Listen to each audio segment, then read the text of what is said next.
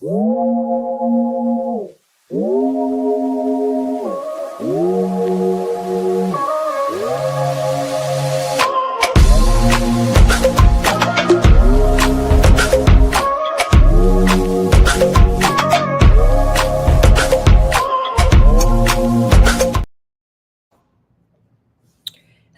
I am Heidi Pickett, Chief Business Officer with the TIE, and I'm delighted to welcome you to our Polkadot webinar, From Institutions to Retail, Real-World Use Cases on Polkadot.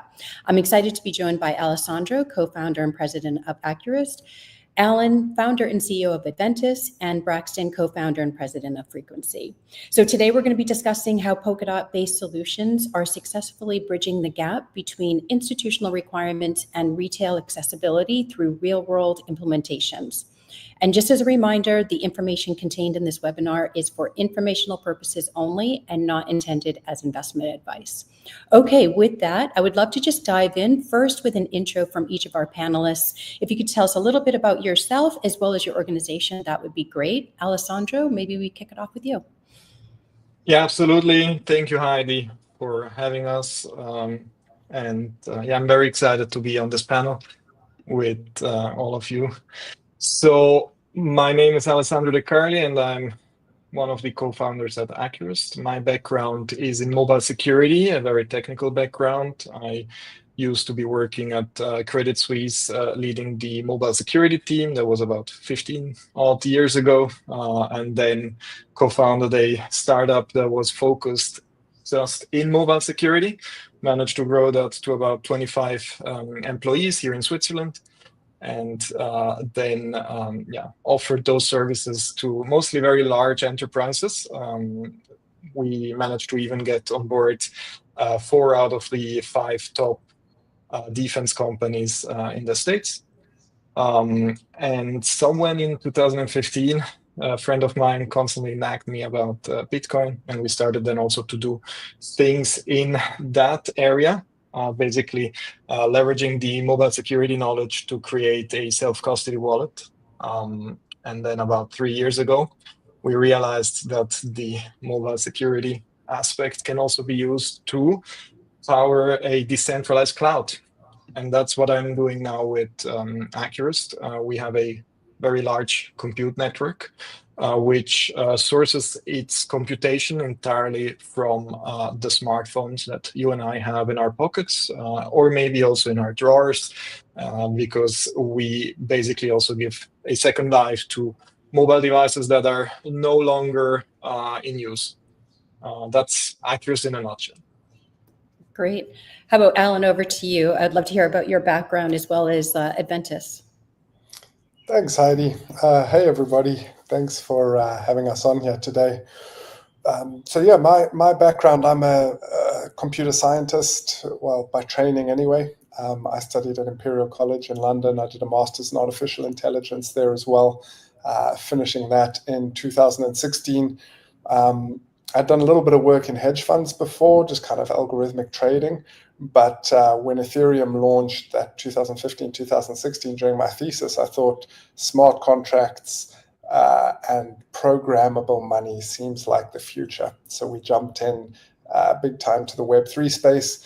That's when I founded Aventus in its original iteration, which was focused on event ticketing, looking at the secondary market, how you can deal with tickets. We did an ICO in 2017 and received $20 million from that and started building out a ticketing product. So fast forward a few years, we'd done a deal with Live Nation for one of their French festivals. Live Nation, obviously one of the biggest event organizers in the world, owned Ticketmaster and whatnot. And we'd found some decent traction there. But COVID happened and nobody was going to go to any events for a year or two, or at that point, people were saying, will they ever be back to going to events? So we had to pivot the business at that point. And in everything we had learned from going from zero, this was like 2019, right, where we had rolled that solution out. In going from zero to a major enterprise using this technology in the early days of adoption of the technology, we thought, look, that's really where we want to focus the business around. So pivoted Aventus in 2020, really launched with that Web 2 to Web 3 offering, helping enterprises adopt this technology with all of the tools, productizing everything we'd created to make that happen. And that's what Aventus is today. We have a sort of product suite, essentially blockchain and all the tools around the blockchain you could use. We build in the Polkadot ecosystem, so primarily on Substrate. And it spans a variety of different sectors, so everything from supply chain and logistics to retail and loyalty and consumer brands, even in the energy markets. We have a variety of different, fortunate to have those success stories. So, yep, that's us in a nutshell. Amazing. Thank you. Braxton, let's bring you into this conversation.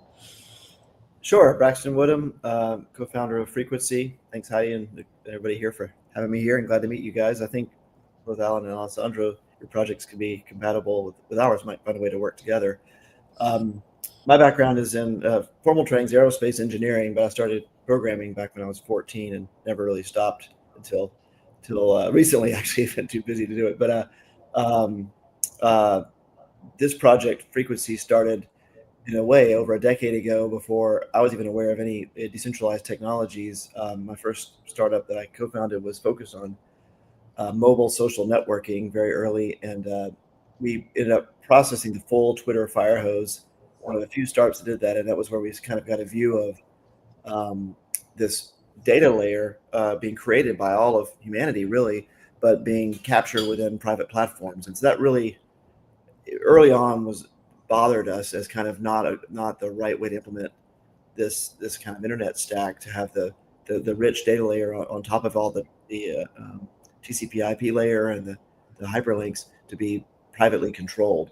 And it wasn't until actually on the 10-year anniversary, I think, of Ethereum this week, I started reading about Ethereum in 2014, about 10 years ago now, and thought this could be the technology that would allow us to decentralize this state layer, this data layer for all of humanity, as we could all control our own data. That idea festered and kind of percolated in my brain for a long time with other colleagues. Harry Evans is the technical co-founder, and then Frank McCourt, the other co-founder. We started talking in 2019, and he wanted to really support this, and he built a whole project around this idea of transforming the digital spaces and the internet and giving us our rights back. And that's a project called Project Liberty that he founded. And so that's a big supporter of Frequency. We then looked around at the different technologies for making this a reality. And Polkadot really stood out for its Gavin, of course, being one of the co-founders of Ethereum. So the story starts really in 2014 with his work there. But then seeing what continued with the way to actually make this technology work at scale with high performance and lower latency really appealed to us. So we built Frequency on Substrate and really haven't ever looked back. And we obviously want to be available across ecosystems. We're not a pure play Polkadot chain in that way, but we certainly, the roots are there in the work that's happened with Polkadot, and the way that resources are allocated really cascades very nicely and elegantly into how we then allocate resources for Frequency for this shared data layer, which started as a focus on the social layer of the internet, think Metacorp, think X, and so forth. But we found an even bigger opportunity, which we have just started talking about. Really, my first time talking publicly about it today is really with shared context for AI, agentic AI. We think that it's really more concerning what's happening with the capture of people's context and their core information with these platforms. Then it's more intimate than what was being captured before, and it's a bigger lock-in, and therefore greater harms potentially could happen as people get attached to one particular AI companion and can't leave that companion if that relationship ends up not working for them. So we're very focused on this shared decentralized layer of context that can be leveraged for people and really help them harness the power of AI for their own benefit. Amazing.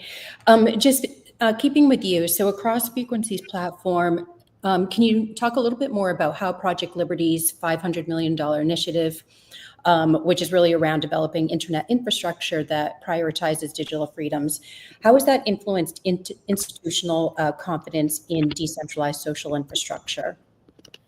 Sure. So the thing about Project Liberty that's so unusual and powerful really is the fact that there are three real aspects to Project Liberty. It has very deep technology, as you can see in the support for frequency, and also public protocols through the Project Liberty Institute.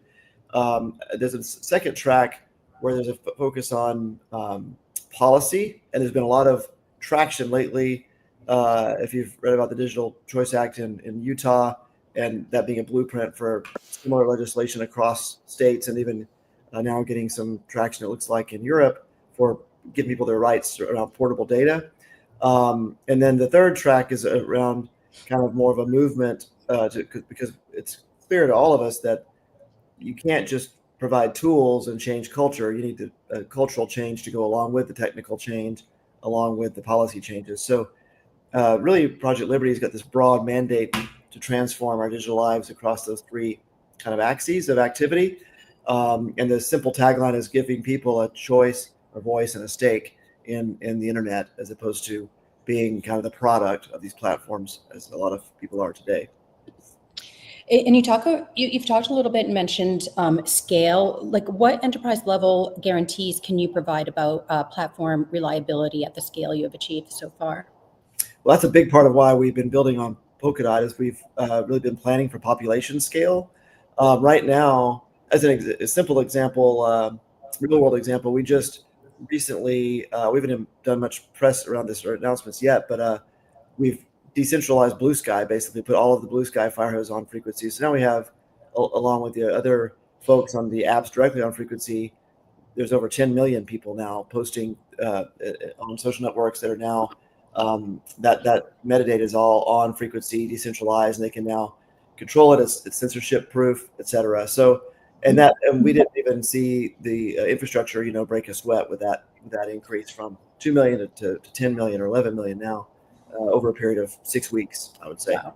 And so I think that what we're seeing is the fact that the Polkadot relay chain is so well designed, has, with the current structure, I know Jam's coming, but with the current structure, fixed bandwidth available for the parent chains, we then have very predictable throughput that we can then in turn allocate to social applications through the tokenomics that we have on frequency, which is a model based on allocating capacity to applications. And the reason why we have a two-tier model in capacity is a resource that has not tokenized, but that is secured with frequency tokens, is to prevent spamming and abuse and so forth. So we think that it's a new model for how to allocate the resources of the internet, but in a way that empowers individuals who really are the ones who create the networks. So we're doing that at scale, and so far it's really, really worked well for us. Amazing. Alessandro, well, first, congrats on your recent 5.4 million funding round in May of this year. But how has potential institutional clients reacted to your smartphone-based compute network, and which capabilities you're finding that enterprises are most interested or find most compelling? When we started with Acurast, the idea was not necessarily to build a decentralized compute network at the scale that it has grown, but more specifically make the hardware security module that all these devices have very much accessible for providing that trusted execution environment that they offer for on-chain applications. So this is basically how it started. We wanted to have execution of arbitrary code inside this trusted execution environment and make that verifiable on-chain. That's why ultimately a lot of the use cases in the beginning were as well very much focused around the security of these mobile devices. So we have, for instance, someone that is wrapping and unwrapping Bitcoins with it, and they're at the moment they have on the native Bitcoin chain about 820 odd Bitcoins, all managed and automated entirely by Acurast processors. Just to explain a little bit as well why security matters for them that much, because if there would be a way to tamper with the execution, effectively you would be able to go and get those 820 Bitcoin, or even worse, it would be if it simply breaks and those are made completely inaccessible. Now, with the CoinList sale that you just mentioned, something really cool happened was that people started realizing, hey, this network is really super distributed all around the globe, and there is a big demand for bandwidth and the view from a consumer. And what I mean by that is there are things like AI agents that will require an internet access to be able to interact with the internet.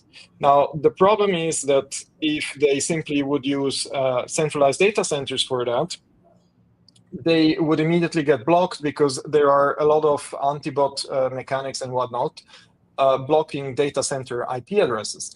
Now, all of a sudden, and we were not even planning for that, there's now players that have identified the distributed nature of the network and then started to utilize it to do things like web scraping at scale with Acurast. So basically, the observation of the internet through the eyes of the consumer, that is one of the more recent now use cases that the network has been used for. But Acurast is general compute. You can basically deploy all of the workloads that you can think of. Some of them just make more sense than others. So one thing is the security aspect of it that I just mentioned. That is mostly used now in the Web3 space, where you have large foundations that are leveraging that quite heavily for all sorts of things. So on-chain automations like this Bitcoin wrapping, or also oracles and those kind of things. But now, all of a sudden, this bandwidth case came up. Interestingly enough, almost in the same week, like these guys started utilizing the network for web scraping, also a Swiss bank started to build up an interest for the network to perform lasting performance tests of their services.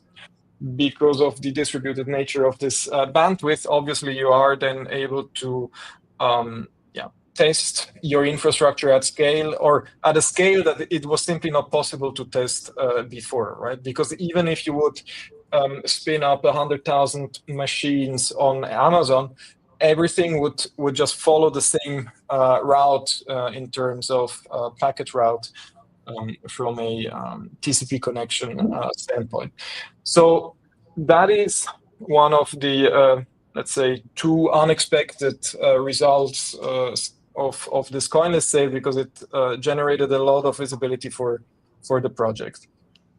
One thing that we were looking before the CoinList sale as well with a initiative called Nanda, which is basically something that the MIT in Boston is now working on, was the ability to leverage this confidential compute environment that Acurast offers to run things like AI agents.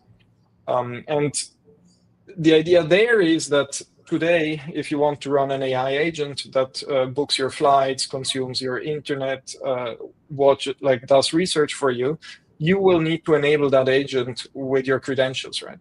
So you either need to give it your credit card, you need to give it your Gmail credentials, whatnot. At the moment, what ends up happening is that those credentials are then shared with OpenAI and Anthropic and whatnot. And that does pose an issue at scale, right? So what you can now think of is basically saying, okay, we have this confidential compute environment where I can just rent the capacity for me personally, and then share into that compute environment all my confidential information. Because if that environment is secure enough to secure digital assets worth about $100 million, they definitely will be secure enough to handle my Gmail credentials and book flights for me. So those are kind of the main use cases that we are focusing on at the moment, and some of them we were not even we didn't even have us on the roadmap before this thing. But I'm very grateful that happened, and yeah, that's basically what happened on the adoption side of things when taking a look from the institutional side. Nice. And Alan, how have you seen institutions engage with your blockchain solutions? And maybe walk us through a few examples. Like I know you have a good one around Heathrow Airport cargo management. Yeah, absolutely. So, well, we can start there. I mean, to answer your first question, how have we seen enterprises engage with it, right? It's been an interesting journey since 2020, and I think the landscape has evolved a lot. The biggest change that we've seen, of course, in the early days, there was education, but during that 5-year window, there were ups and downs. There was the crypto winter, there was the FTX hack, and many other hacks that happened. There were all kinds of negative press stories in the earlier part of that. The one use case, cryptocurrencies, that comes from this blockchain technology kind of polluted the adoption for all of the other different ways you can apply that same blockchain technology to realize amazing benefits, like we've heard from these guys here already, right? So that evolution, I think the biggest change happened probably with the new administration in the US becoming so friendly to crypto, where you see the SEC dropping all kinds of cases, actual frameworks being given by the biggest, at least the biggest technologically innovating economy currently, at least where VCs and money stand with the US. So that jurisdiction becoming friendly and not litigating everything, but rather providing frameworks, doing things like the Genius Act more recently. This makes enterprises perceive the market as less risky. It seems to have matured. It seems to have kind of grown up and got the protections in place for the boards to be able to sign off more than just proof of concepts in the innovation department, but actually bringing this fundamentally into their core offerings and leveraging the technology. So that's a little bit as to how I've seen things evolve. So it's becoming easier and easier to sell the technology in, and you can just focus on the use case and say, here's what we can do for you. And when they find out that that is delivered through blockchain, there's not this negative, oh, it's crypto, we can't do it anymore. There's still challenges, but it's getting much better. So in terms of some of the adoption, well, the one you mentioned, right, this is kind of spun out into its own business now, Atmos.supply. So that use case, Atmos is building out, continuing on the work we had started on driving essentially all kinds of elements of the aircraft and cargo and logistics. So this goes, any bag, everybody will have experienced losing a bag. Your bag goes into a thing called the ULD, which goes onto an aircraft. It goes between 10 different parties per airport, especially when you're interlining, right? You're traveling to New York from Dubai via Heathrow, and your baggage has to make it all the way. So there's all kinds of efficiency that can be had by combining IoT, so Internet of Things, different devices. Those are the partnership we had announced with Vodafone. They've got various devices that you can use that are air safe, that can track things. You've got the blockchain that can act as the compliance and the audit layer on the back end. It can take all of this information. It can create the audit trail. It can create the right pieces of paper that you need for the various authorities in the different jurisdictions. And it can basically just streamline that whole process. And that solution has demonstrated a significant cost reduction, up to 80% in some areas, and much greater efficiency for the participants involved. I think another more recent one that I'll pick, one of our clients, they launched a prediction market with Sports Illustrated. So SI Predict, this is more on the I guess, consumer brand side of things, where they launched prediction markets. Obviously, this has become quite hot, especially since the most recent US election. Players like Polymarket and Kalshi kind of really pushing that forward. But now this company, Galactic, and we supported them in launching their network, the Truth Network, has really started to see traction in going after media companies and helping media companies leverage prediction markets. And it's another beautiful example where this technology, the concept of prediction market is basically you ask a question, is it going to rain tomorrow? People can buy outcome tokens, yes or no, somewhere between $0 and $1, representing the probability. So if it's 50 cents, we think there's a 50% probability. And you can buy those outcome tokens, and if you're right, you get $1. If you're wrong, you get 0. Now, prediction market theory has existed for decades. It's nothing new in economics, but it's never been successfully rolled out, because when you have it, it's not too dissimilar from the consumer's perspective to gambling.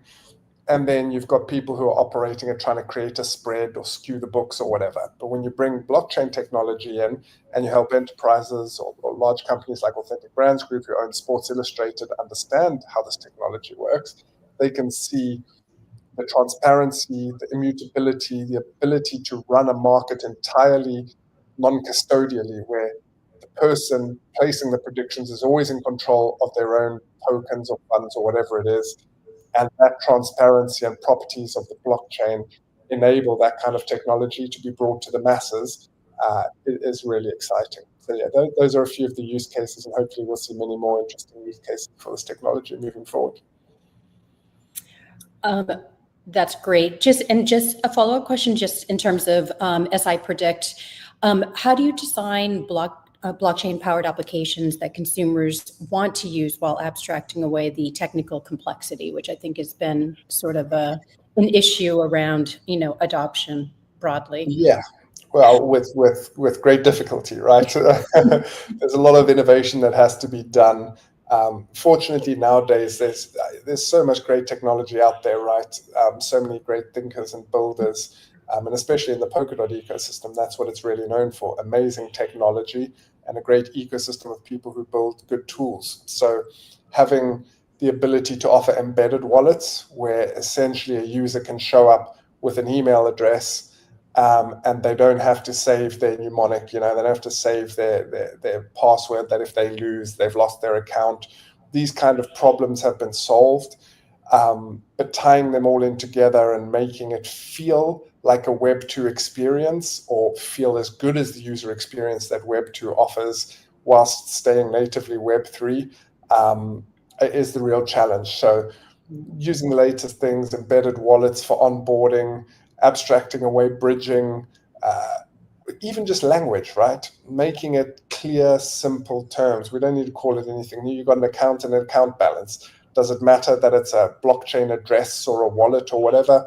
To the end customer, not really. They want to come with their email address and their credit card, and they want to place some predictions. And the rest of it, they really don't care about. So making sure that you bring the right partners and as much as possible can smooth that over, which SI Predict has achieved, is a challenge. But with the right people around the table and the right fundamental technology, it's very much doable today.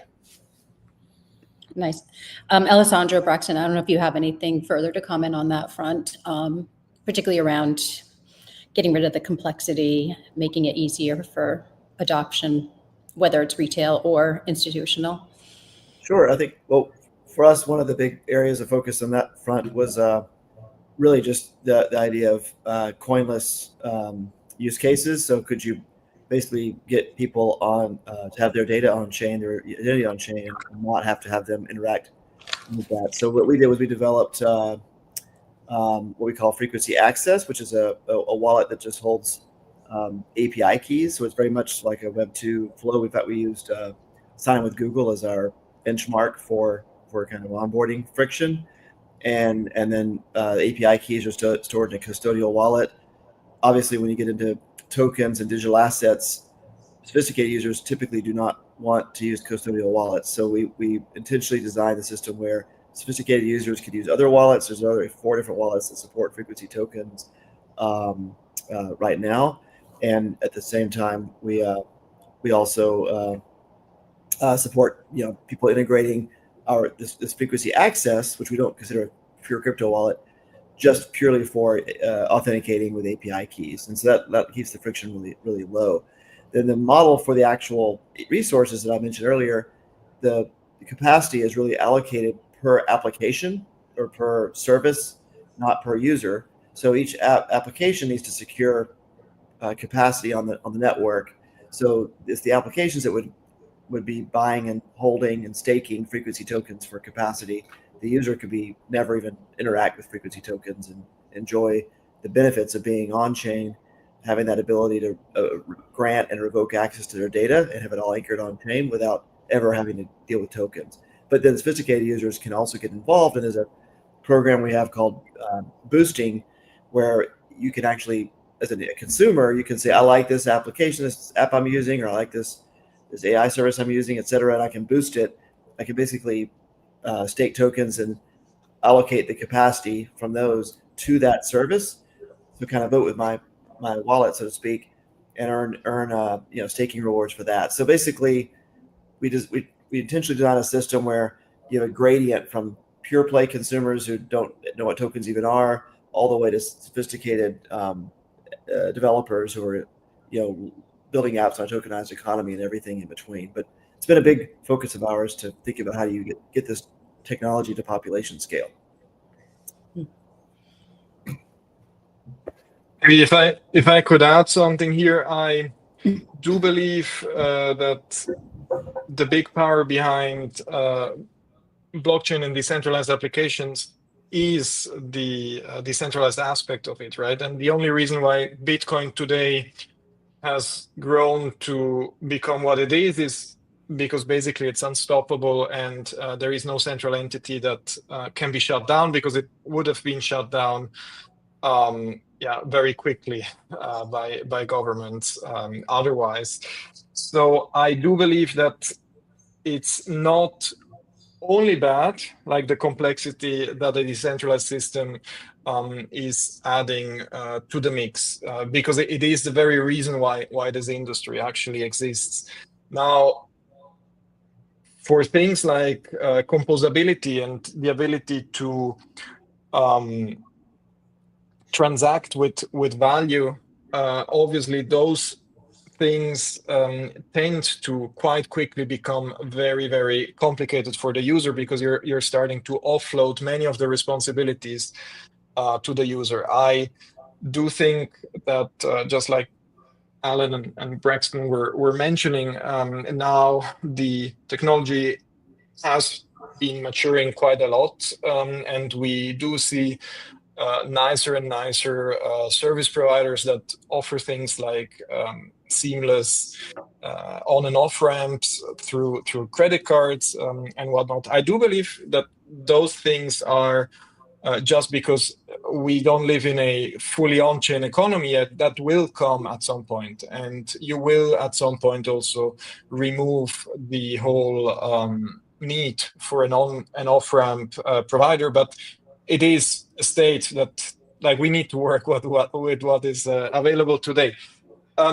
Maybe one thing that I would like to add as well is that I think that a lot of this complexity can now be abstracted away through LLMs and AI, actually, because all of a sudden you're capable of sharing your intention by just basically speaking, writing what we want to do, and the thing will optimize it then for you, right? And here I'm talking about things like, I want to purchase or I want to swap US dollar for Swiss francs, right?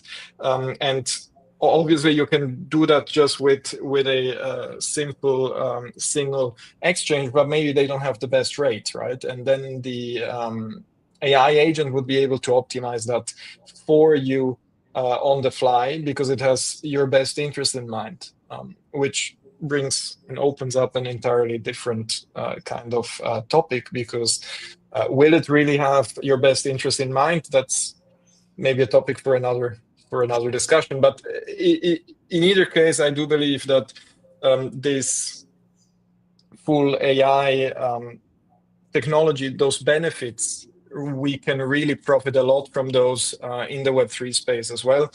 And clear regulations, like Alan mentioned before, is also one of the very important pillars, and those on and off ramps, and now also AI. So I think the future there looks really, really bright. Amazing. Switching gears a little bit, but also building on previous comments you've all made, let's just dig deeper into the technical side of things and the infrastructure without going too deep. But Alessandro, maybe elaborate more on how smartphone hardware security modules provide unique advantages for confidential computing, and how does that compare to traditional data center validators? So if we take a look at the smartphone, we quite quickly find out that it's a device that we want to utilize for all sorts of interactions with the internet, right? This means that we also want it to be secure enough to deal with our bank account, to deal with our crypto wallets, to deal with our identity. A smartphone never had the privilege, just like a data center server, to be locked up in a physically secure location.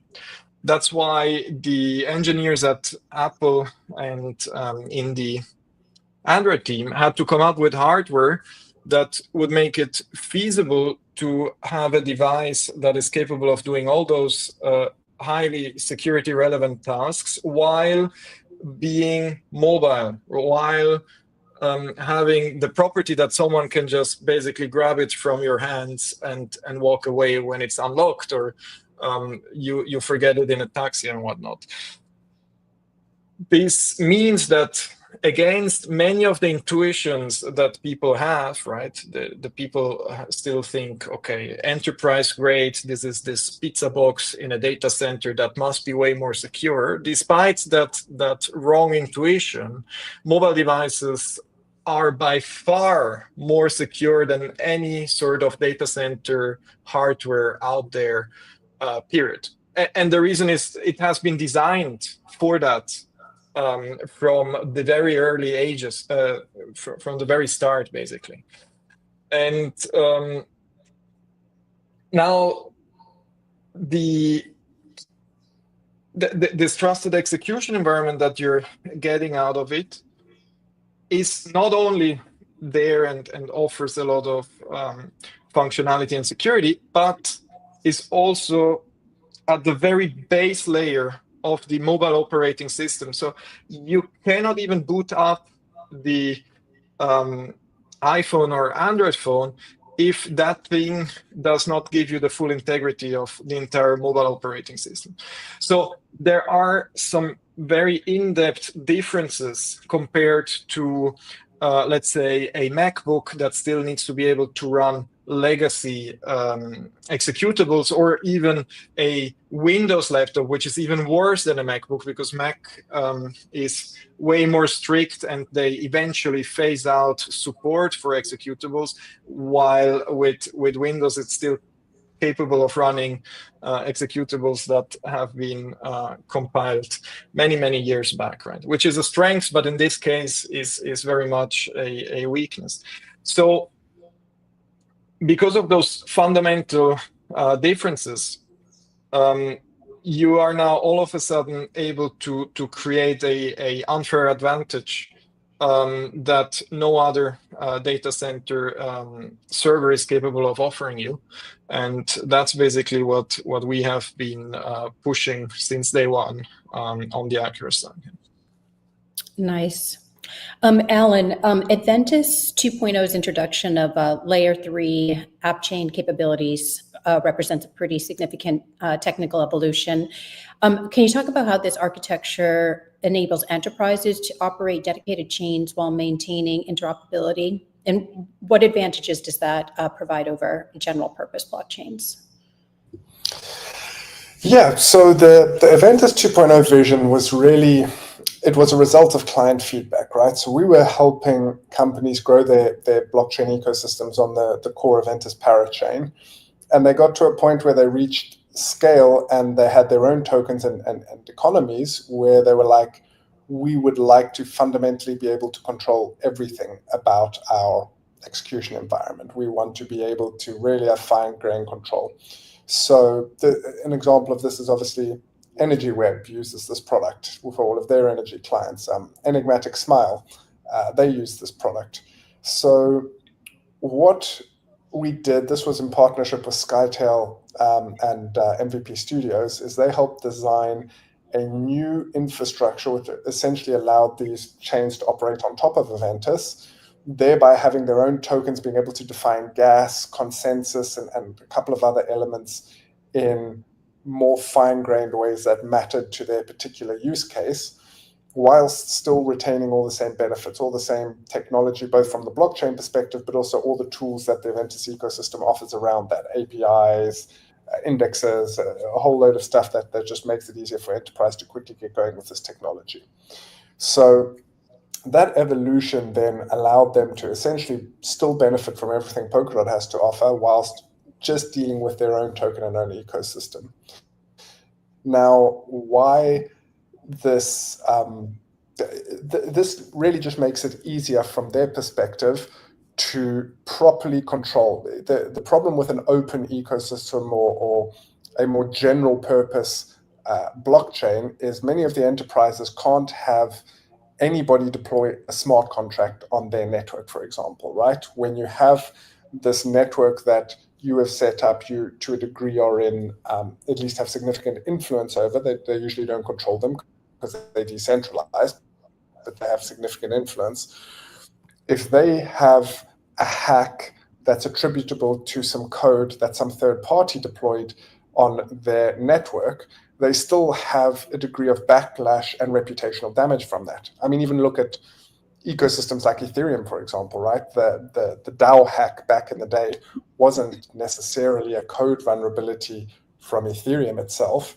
It was a smart contract bug that was exploited that had been written by third parties. So, but it still had a massive backlash on the Ethereum ecosystem and led to the whole chain splitting. And there've been many, many examples of that across different ecosystems over time. So from a risk perspective, controlling or at least having significant influence over the blockchain that totally just runs your transactions, only the functionality that the core validators have agreed is published onto the network, really gives them a safe and much lower risk environment, while still allowing them to leverage all of the great benefits the Polkadot ecosystem has, interoperability and whatnot, and still bridging into other ecosystems. As ships with any of the Aventus app chains, anything EVM, they can bridge into in a decentralized way as well. So it gives them the best of both worlds, which is kind of where that evolution of the technology came from. Nice. And Braxton, implementing the decentralized social networking protocol at scale, I assume has its technical challenges. How does Frequency's capacity-based pricing model eliminate the volatile transaction fee problem that's kind of prevented institutional adoption of social apps on other blockchains? That's a great question, because it ties right into our core design. Yeah, it was basically, the idea was having ourselves been involved with social networks at scale. The idea was, could you basically allocate capital in a way, resources in a way that would be more like a capital expense that's predictable versus a variable OpEx expense, which is what happens with most blockchains, right? If you look at Ethereum as a great example, but we prototyped the original social protocol on Ethereum and saw close to 50x spikes in cost. This is back in before the merge, by the way, so things have evolved, but back then it was massive spikes, as well as latency spikes. And so what Frequency does is, we have a fixed set of capacity from the relay chain, so that's where all the validation occurs in a fixed way, and then Frequency allocates the resources on the Frequency parachain by these staking epochs. So basically, you can stake tokens and say, I want 100 units of capacity for the next week, and then when that runs, that time passes, I can restake for capacity the next epoch or next cycle. And if my application is growing with more users, I can stake more tokens to get more capacity, or I can unstake tokens if my usage goes down seasonally or what have you in a typical app life cycle. So it allows for predictable kind of control over both the cost and the capacity scheduling that way through the staking model. because if obviously you can hold and stake tokens to avoid the volatility of token pricing once those are liquid as well. So yeah, that's a key problem. Aside from the consumer problem of coinless use, the other key problem we wanted to solve was for the application developers is predictable pricing, and a way to model that in with their OpEx and CapEx that will allow them to kind of build business models that are predictable and sustainable. So I'm going to throw this out to all of you, because each of you operate sort of at a different layer of the Web3 stack, from infrastructure, enterprise application, social protocols. How do you envision these layers working together to kind of within the Polkadot ecosystem to really make Polkadot even a more success? And Braxton, I think you even started the webinar where you guys could do some things together. But what are your thoughts on this? Well, I thought a good analogy is looking at cities and how cities work. In fact, we look at the tokenomics a lot like real estate, not at all like cryptocurrencies. That these are, and that's specific to frequency, of course. But the idea that if you think about how the economy plays out over time, very much like that. As the network becomes more popular, capacity becomes in demand, just like real estate that happens in areas where people start to settle the coasts of Florida or whatever, and now there's high demand for the real estate there, and the prices go up, even though it's a relatively fixed supply. I guess somebody would say dwindling supply, depending on your belief in climate change. Anyway, that's another topic. That's a different webinar. different topic. So I think that we look at cities again and kind of how they're constructed. And obviously a lot of it's organic, but there are different layers, right? Like the streets in most cities are publicly owned and managed by the government. They're not privately owned. There are, of course, some, but for the most part. And then you have private shops. If you think about New York City, for example, where I live, you have these private businesses sitting on top of public infrastructure, and there's these layers of public and private. And it's kind of clear cut in my mind how it's evolved over time that certain resources that need to be available to everybody tend to be managed publicly. Some are heavily regulated, and then some are more private and a little more lightly regulated. And that, I think, is how the internet technology stack should work. I think what's been clear to me, and I think to a lot of people in the Web3 world, is prior to the existence of blockchain and DLT, decentralized ledger technology, a lot of infrastructure layers that should have been decentralized or controlled more for the common good were privatized and centralized. And so it's not that everything should be decentralized, I don't believe, but certain things should. So for example, at the very top app layer, I think there's a lot of power and of having those be centralized and centrally controlled, but that power should go along with consumer choice, that you can also leave that app and go somewhere else if you don't like it. If you have no choice, then it's really concerning when it's centralized. You start to look a lot like, a state that's not very democratic, right? So I think it's a simple matter of that intersection of choice and decentralization. When you have a lot of choice, centralization can be really powerful for moving fast, getting things done. And if you start to get to lower levels of choice, which is kind of core network layer functionality, I think you need to look more at decentralized technologies that are more stable, evolve more deliberately, and preserve rights for the people involved. Yeah, Alan or Alessandro, anything you want to add to that? Sure. From my side, I mean, the great thing with the Polkadot ecosystem is how everything can talk to each other so easily, right? So, I mean, I could see a world in the future, at least looking at an example of one of our use cases where the nodes for these app chains, many of the app chains in our ecosystem launched with something called light nodes, which are essentially part of consensus, but easier to host. And they get sold as software licenses to help the businesses fundraise. So there's no reason those couldn't run on a decentralized compute layer like Acurast, right?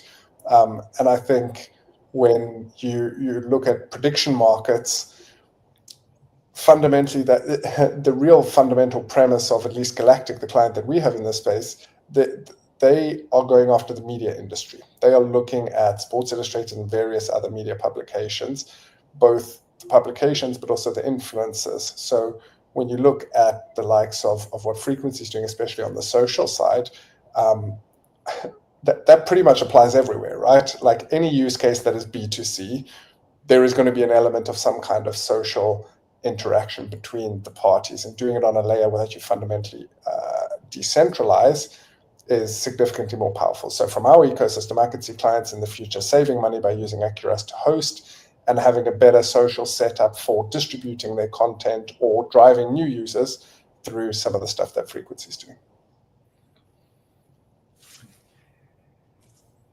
Maybe if I could add to that, thank you, Alan, for painting that picture, which is, yeah, let's talk maybe after the whole webinar here, I think, but I do believe that whenever the technology had a huge boost in adoption, it was because of all these composability use cases.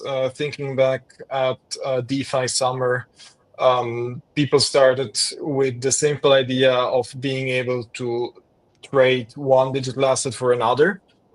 Then all of a sudden they realized, well, wait a minute, we can basically start automating the liquidity with automated market makers. And then people started saying, well, actually your position that you have in this automated market maker as a liquidity provider can now also be tokenized and start.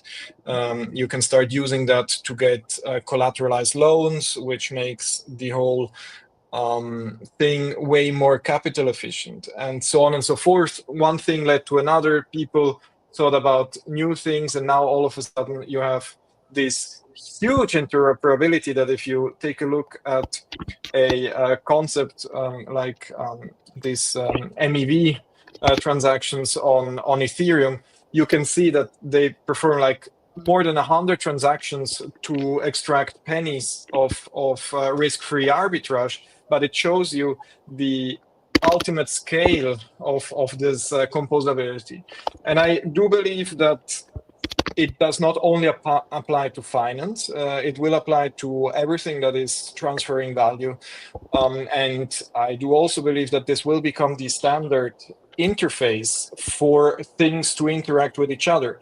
And now coming back at standard interfaces, I do think that LLMs have proven themselves as being a very nice interface where humans can start to interact with a piece of technology, right?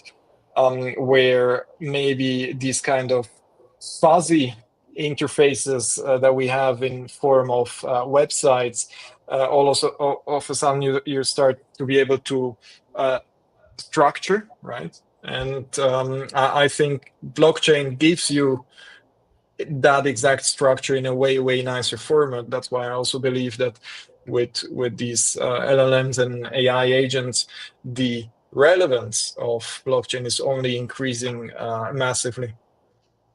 So yeah, I do see, just like you're saying, Alan and Braxton, that there are many parallels and things that we can work on together.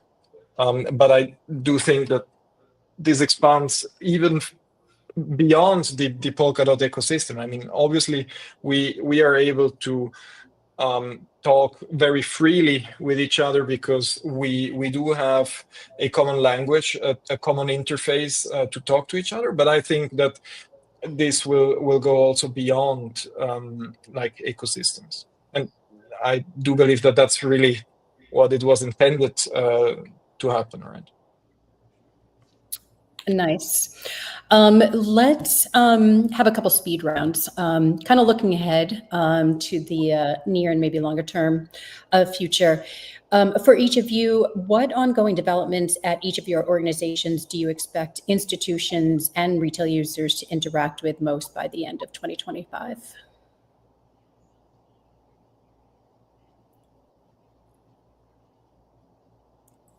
And anyone can start. Could you repeat that? I couldn't quite hear the before 2025 part. Yeah, like what developments at your organization do you expect institutions and or retail users to interact with most by the end of this year? Oh, okay, but definitely for us, it's the single sign-on, because we're trying to just move core kind of your core anchor point on the internet from a corporate structure like Google or Apple to a decentralized infrastructure. So when you sign in, you're signing in as yourself, as a self-sovereign kind of citizen, and then you can delegate, revoke access from there. So for us, it's sign in with frequency.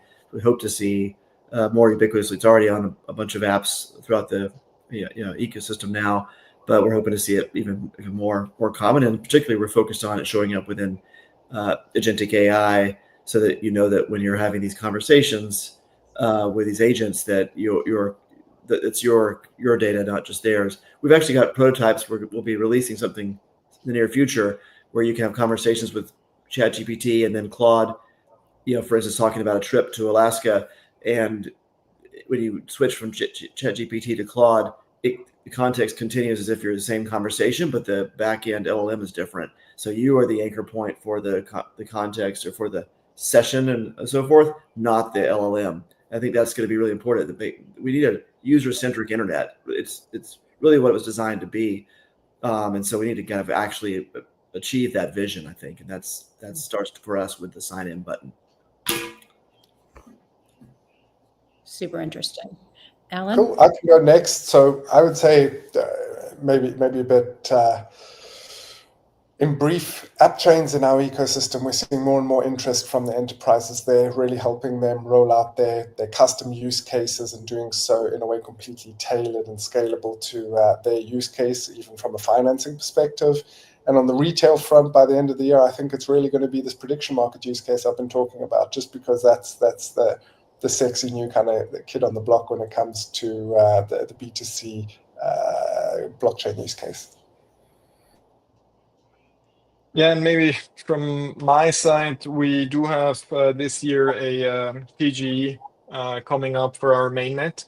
That will obviously start getting really exciting also for the compute providers that we already have on the network, because as of today, they are on the testnet providing compute, but are not really able to determine a value of what it is that they are ultimately providing, right, and earning. So I think that is for the retail side. The institutional side of things that I believe very strongly in is this kind of environment where you're able to offer your AI agent a secure credential storage to some extent, where basically all of a sudden they can run freely without you caring too much about your credentials being in there. That is a use case that I believe will see a lot of traction on the enterprise scale, but then probably also in derivative form for retail as well. So that is one of the more exciting things, at least for me. Amazing. A lot is happening within each of your organizations, as well as Polkadot. So very exciting to see all of that.